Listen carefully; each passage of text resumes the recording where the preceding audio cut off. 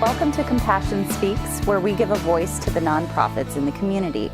I'm your host, Stephanie Player, and today on our show we have Jimmy Bevel, who is the owner of Blue Vase Recovery Center. Welcome, Jimmy. Thanks for having me. Thank you for coming. I'm really excited to talk with you today. We chatted a little bit on the phone, but I want to hear what is Blue Vase Recovery Center? Can we just jump right into it and kind of talk about what it is that you guys do? What's your mission?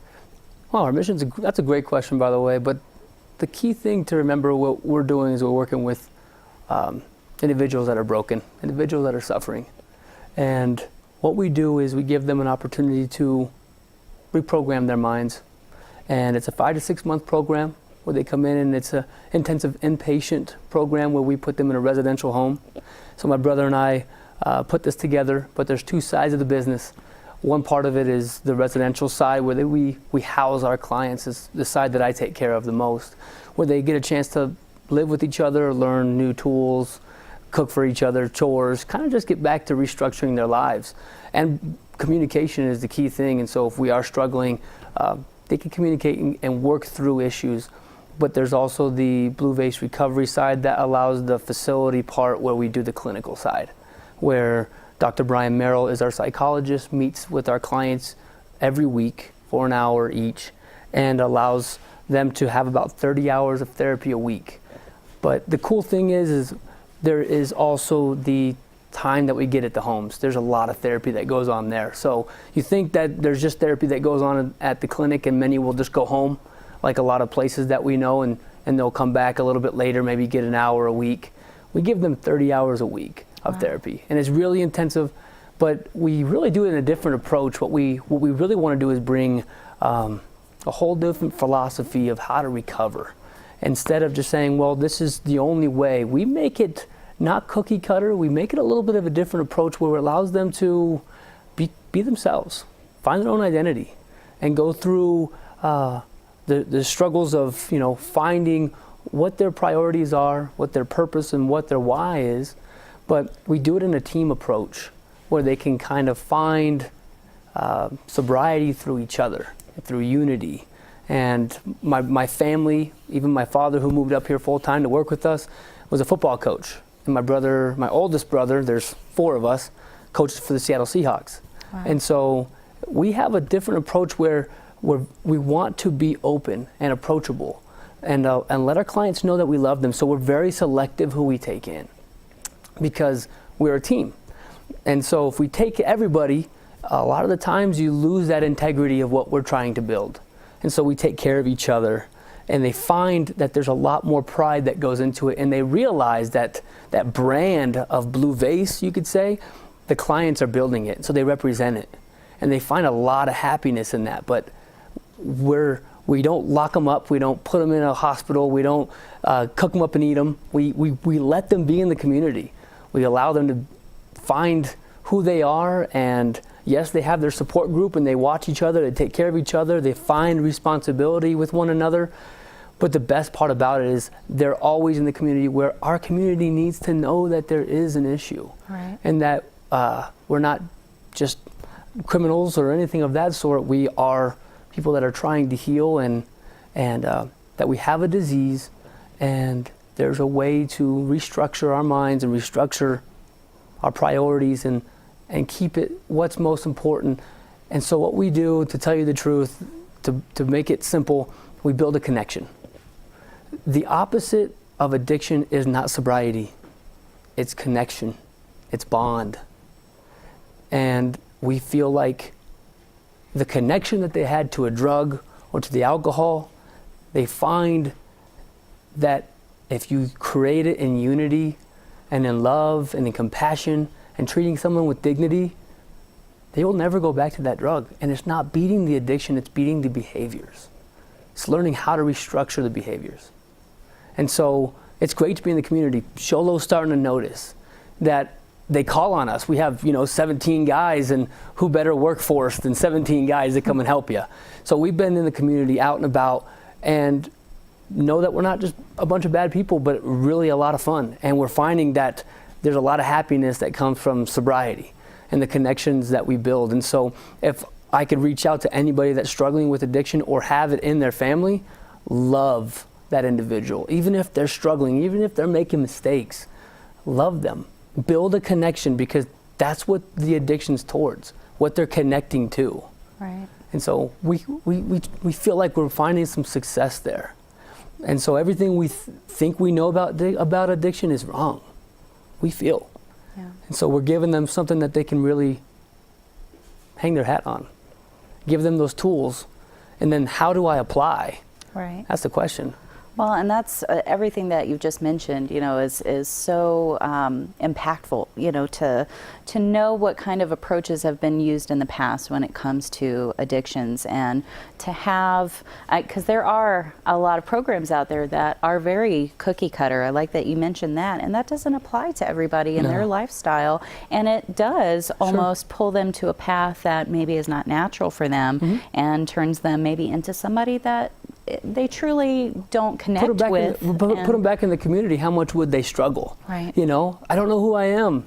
And so you think that you change some things, but it's not who you are. Right. You know, if you like wearing your hat backwards, okay, then there's probably a reason you like wearing your hat backwards. I'm not going to tell you to turn around and put it forward and be like, this is the way you got to be. It's not, it doesn't work that way. Yeah. And so it is exciting. It really is. But you can also enjoy yourself and find a lot of happiness, and they're starting to learn how to be back in the community and handle themselves. And I'm an addict just like the ones that I work with. And so I get a chance to be a part of it each and every day. And all we created this for was so my brother and I could stay sober and build connections. And next thing you know, it's just spreading like wildfire, like craziness. Yeah. Well, Yeah. that's good. That's amazing. That goes to show that you have this formula that's working. It's not only worked for you, but it's also helping to work towards other people getting involved in. It's a challenge. And helping them. It's a challenge, but you and I are not the same. My brother and I like 12 steps. It is a 12-step program. But my brother didn't work in that way. He found sobriety in another direction. So yes, everything's available. Sobriety is available, connection's available, bond is there. And changing behaviors, and why are we even doing this? Right. And then finding that reason we're in this life in general, and you know, and finding a higher power. And people feel like higher power has to be that one being, and it doesn't. It has to be something bigger than you. And obviously we're here in this world for something. And so I don't want to walk around aimless. I want to have a direction, a passion, a purpose. and a purpose. Yeah. And so that's what they're finding. But we keep our group small. We don't need 100 people. It is about being able to touch somebody and tell them that they matter, and that we love them, and that they can do this. And thanks for letting us be a part of it, is really what it boils down to. So it's just a lot of fun.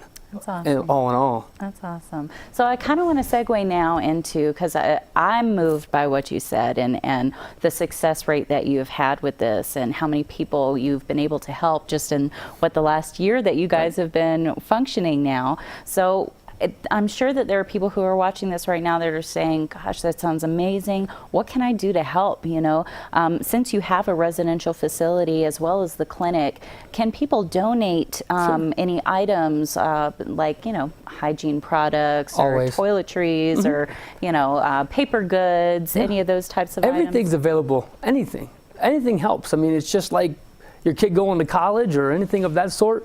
We're always looking for something that's available for them, and things that are fun. I mean, even we found a yo-yo yesterday in one of our boxes, and one of our clients went nuts. You know, hey, oh my goodness, it's a yo-yo. You know, and I even started playing with it. So anything helps. But yeah, honestly, to tell you the truth, you know, it goes a long way. Yeah. But just coming and saying hello matters more. Yeah. Instead of saying we're going to put you in this room and you're not going to see the world for this long, and then I hope you handle the world really well when you get out. Right. It doesn't work. No. And so seeing more and more people just drop by and say, I just want to see what these guys are doing. Yeah. You know, and we have ladies as well, but it's awesome that we can reach out and touch others. And addiction affects everybody.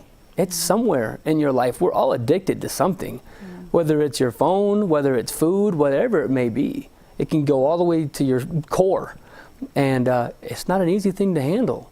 And so come see us. Just come hang out with us. You know, we don't have to donate anything, just donate time. That's awesome. And there's so many different ways that my wheels are turning, on how people can get involved and contribute to it. As we're kind of getting to the end of the segment here, is there anything that you want to throw out there to the viewers? Anything else that we haven't touched on? And we'll of course have your location and contact information at the end of the segment so people can contact you or drop by, like you said, to come say hi. But what else can you tell us as we close things out? We're open and available. Let us serve you. That's the key thing. And the reason that we struggle, not even just being an addict in general, just why we are not happy, is because we are so involved in ourselves. And so we're learning that service is the key. We're learning that allow us to come help. If you have something that you need, we're always available to help out. So I'm not going to ask for anything because we have enough. When it comes to just that love, it fills our well right up. But to throw it out there, if there's anybody struggling, at least in the family, just give them a hug. Let them know that you love them, and we're local. We're really we're right off the main road next to Chase Bank, and we always have a bunch of rambunctious, fun people outside just wanting to heal. And that's all I could really throw out there is thanks for letting us be in the community, and thanks for letting us feel normal and heal. Because we need this up here in the White Mountains, and it's touching everybody. Yeah. And it is such a widespread issue up here that sometimes really gets swept under the rug. Nobody wants to think about it or talk about it or acknowledge it, but it's time that we do. That's the only way that we're really going to help our friends and our loved ones that are struggling through this as well. So, Jimmy, thank you so much for coming on today. Absolutely. We're going to have you come back on so you can tell us how things are going, get an update from you. We'd love to have you. We love the party here anytime. Good deal. Well, and thank you. Stay tuned. We'll be right back with our next guest.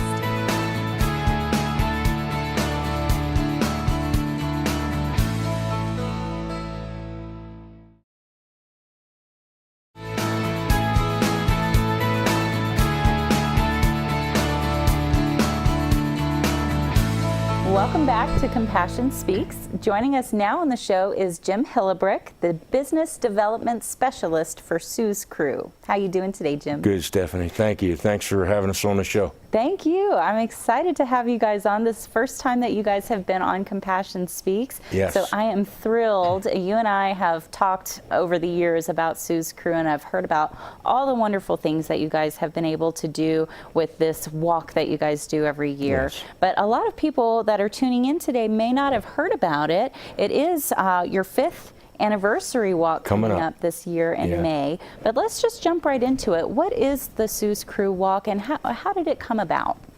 Well, Susan was my wife, and of course she passed away on August 4th, 2010 of breast cancer.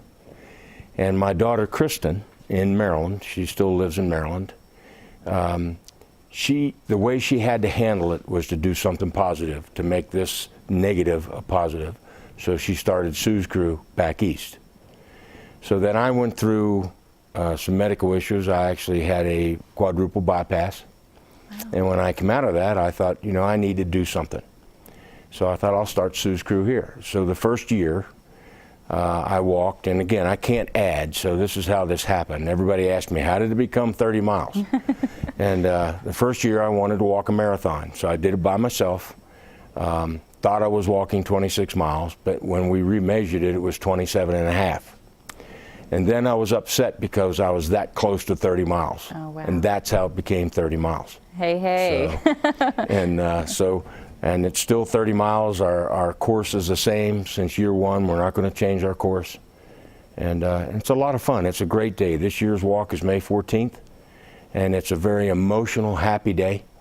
And I would urge people to sign up and give it a shot. You don't have to walk 30 miles. You can walk 5, 10, 15. Whatever you feel like, I always, when we have our meetings before the walk, I always encourage the walkers, once they start feeling bad or getting tired, to take that extra step, to think of somebody that they know that has gone through cancer. And we all know somebody. Yeah. And it's unfortunate that we do. There's still way too many people dying of the disease we call cancer. So, I urge them to take that extra step, and most of them do. There's some very courageous moments out there. during the day.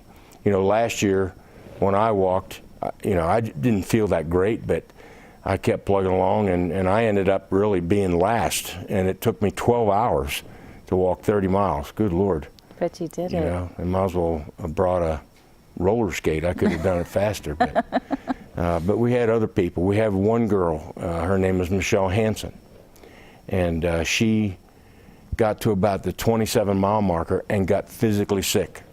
And so instead of quitting, she laid down on the road and waited for it to pass, got up and finished the walk. Oh, wow. And that's the kind of courage we have with our walkers. And it doesn't matter if it's somebody off the street or somebody that's been with us for the whole 4 years now. It's an incredible day. It really is. And we have bands all along the way. So when that walker gets tired, if he just walks a couple another steps, he's going to hear some good music. We have food all along the way. We have a party afterwards. So it's a great day. It really is. It's so awesome. As last year, the weather was so terrible for you incredible. guys, but such an amazing turnout still. Yes. And seeing all those pink shirts walking up and down White Mountain Boulevard Yes. as the weather continued to just kind of rumble around up here on the mountain, it was really incredible to see that, you know, from Yes. a bystander's point of view, and how much strength and perseverance that these walkers had to Absolutely. push through and go as far as they could. So how many people did you have in the walk last year? Well, we had 277 registered, and I think we had about 180 that came out. So And again, the weather. yeah, the weather was crazy. It was awful because you but it guys was get good. started pretty early in the morning. Yeah, we leave the industrial center in Show Low at 5:30. We're always on time.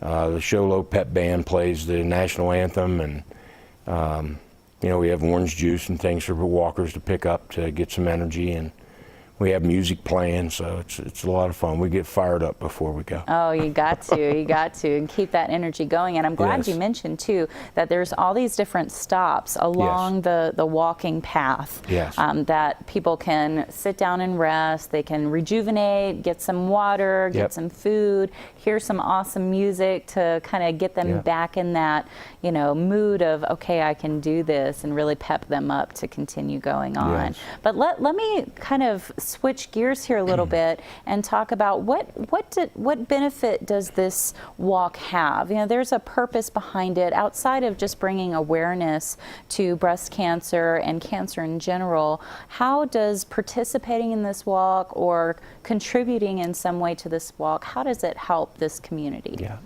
and that's the reason we walk on the highway. We do want to draw attention to it. We want people to see us and see our shirts, and all the money that we raise goes to Summit Healthcare Oncology, the American Cancer Society here in Show Low, and the American Cancer Society in my hometown in Cumberland, Maryland. And that's where my daughter is. And so that's where all the money goes. We keep nothing. When we're finished the walk, we write checks to all those people, and our coffers are empty until next year. And again, everybody gets a pledge sheet. They go get pledges, and I think last year we did about $35,000, Wow. and the year before it was about $35,000. So, Wow. and we have bigger goals this year, and we'll see how we do with that once we see how many walkers we have. But the answer to raising funds in this kind of an event is people. Yeah. You know, bodies. Yep. And once we have enough bodies, we'll hit the big mark that we want to hit. That's awesome. And again, our motto is we're in it to end it, and we want Sue's Crew to be there when there is a cure. I'm sure it will be at this rate with how you guys have grown over the years, and I'm so the backstory is so amazing too of how this was taking something that was a negative and really trying Yes. to turn it into a positive, and then now also integrating the community that now it's not just me trying to turn this into a positive, it's my friends, it's my coworkers, it's Exactly. all of these people that I want to surround myself with, because we've all been impacted by cancer in some Yes. way, shape, or form, and we can all lean on each other as we're either survivors or family members of survivors or family members of those who didn't make it as well. Absolutely. So what an amazing way. So people can get involved with this. Walking, you mentioned that they can, they get pledges. So Yes. how does that work? They get a pledge for however many miles they walk, or Or they how does can that? they can do it that way. Most people get a flat pledge. So, For hey, I'll give you participating. $20, and they put that on their pledge sheet, and then they collect it, and on and on. And so it's an easy way. People hardly ever say no Yeah, to someone that's trying to walk 30 miles for somebody else. yeah. You know, so, and again, people can register at suscrew.org. Okay. And the website is very nice. It's very easy to negotiate. And hey, the more the better for our beneficiaries. And that's why we're here. Right. We want to find a cure. Some great strides in cancer care. Now there's the cold cap therapy. And I don't know if a lot of people have heard about it, but it's like a towel. You know, just imagine a towel, like a turban wrapped around your head, but it's frozen. Oh, And they found that by wearing that during chemotherapy, most people don't lose their hair. And just little things like that are happening with cancer, you know, treatment. wow. It's good stuff. That's amazing. I hadn't heard about that. Yeah. We have one walker. She was diagnosed before our walk last year with pancreatic cancer, and today she is cancer free. Amazing. So Amazing. we're moving on. We're going to beat this thing, and you know, we want to help people. Our purpose is to help people. Our purpose is to get that money in the right people's hands, and trust that they put it in the right place. Right. And so we're making big strides. We're helping a lot of people every year. That's awesome, and that's all that you can really hope to do as well with this Yeah. with this type of mission, is to garner as much support from the community that you can to raise awareness, but Yes. to also work to end this Yes. for the sake of humanity, you know, Absolutely. and beyond our community, beyond our city and our state and our country, Exactly. to really be able to put an end to this. And it really is going to take all of us coming Yeah. together to Exactly. to work And together. whatever little part we can do, we're going to do it. Absolutely. We're committed to it. Good deal. So what about people who want, maybe they say, you know, I'm just not in good enough health to do the walk, but I want to contribute in some other way. Mm-hmm. What are some other ways that people can get involved that wouldn't be, you know, a physical issue, but they could still feel like they were able to contribute to the event? It can be a cheerleader along the route, you know, and especially at the end when people are coming in. Because if someone has walked the entire 30 miles, they're done Oh yeah. when they cross under that arc. And so that's a great way. And we're talking to high schools about that now to get them involved. Oh, awesome. Other ways, get a table, a 6-foot table, and just put it on the course. And if it's a business, they can put their banner on a table and advertise themselves, but have water and protein bars and things like that to help out the walkers. That means an awful lot when you're struggling. Oh yes, I'm sure that is so- a welcome oasis Right. as you're walking down the path Exactly. to have that refreshment to keep going and keep going on further. Awesome. Jim, as we're wrapping up here, is there anything else you want to throw out to the viewers? Well, this, as I said before, this is an emotional, happy day. And it's, if you come out and you walk in it or you help in it, it's a day you'll never forget, and it's a day you'll never regret, because you're helping so many people. And it's a lot of fun. We have a party afterwards at the beginning of the walk where we start. That's where we have our party. And we have a band, and I mean, it's just a great day. It's a celebration. It's a celebration, that's right. Wonderful. So that again is May 14th. May 14th. 2016, but you 2016. need to go ahead and get registered Need to get now. registered now at suscrew.org. Okay. And we start at 5:30 in the morning, and because it takes us a long time to get back. Oh yeah, you want to have enough. But there's so daylight. much fun along the way. It's just incredible. So I urge everybody to come out and enjoy it. Awesome. Well, thank you so much, Jim. Thank I you really very much, appreciate you Stephanie. coming in and Thank you talking very with much. us about it. We'll have you back so we can hear about next year Okay. and maybe how it's grown even more. Awesome. Awesome. Thank you, Stephanie. Thank you. And thank you for joining us today. Tune in next month to hear Compassion Speak.